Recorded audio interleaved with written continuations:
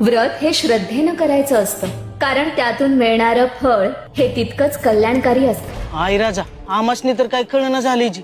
तुम्ही तर म्हणायच्या ध्येय महत्वाचं नाही, मार्ग महत्वाचा आहे. आई राजाचा आदेश म्हणजे शेवटचा आदेश. एरवी आमची देवी आई असं कधी बोलत नाही म्हणून प्रश्न पडला फक्त.